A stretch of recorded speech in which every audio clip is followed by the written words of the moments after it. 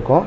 இல்லை கலப்பின மாடுகள்னு பார்த்தீங்கன்னா ஜெர்சி கிராஸ் இந்த இன மாடுகள் வந்து நம்ம சீதோஷ்ண நிலைக்கு வாங்குறது உகந்ததான மாடாக இருக்கும்.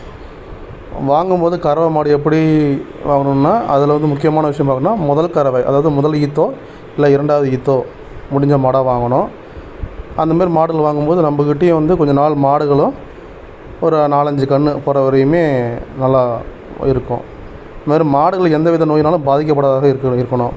மாடை அதை பார்க்கும்போதே கண்டிப்பாக தெரிஞ்சிடும். மாடு வந்து முதல்ல தலைப்பகுதின்னு பார்த்தீங்கன்னா எப்போவுமே தலைப்பகுதி பார்த்திங்கன்னா கண்கள் வந்து கண்களை சுற்றி முடி கொட்டி இருக்கிறதோ இல்லை ஊளைகள் அந்த மாதிரி அழுக்குகள் ஏதாவது சார்ந்தது இருந்தாலும் அந்தமாதிரி மாடுகளை வாங்கக்கூடாது. எப்போவுமே மாடோடைய மூக்கு பகுதின்னு சொல்லுவாங்க இல்லையா, அந்த மசில்னு சொல்லுவாங்க, கருப்பாக இருக்கும். அந்த இடம் பார்த்திங்கன்னா எப்போதுமே வந்து ஈரப்பதமாகவே இருக்கணும். காய்ந்தோ இது இருக்கக்கூடாது. காய்ந்திருந்தால் சில டைமில் ஜுரம் கூட இருக்கிற வாய்ப்புகள் இருக்குது. மாடு நல்லா இப்போ ஜெர்சி கிராஸ் வாங்குற மாதிரி இருந்ததுன்னா அந்த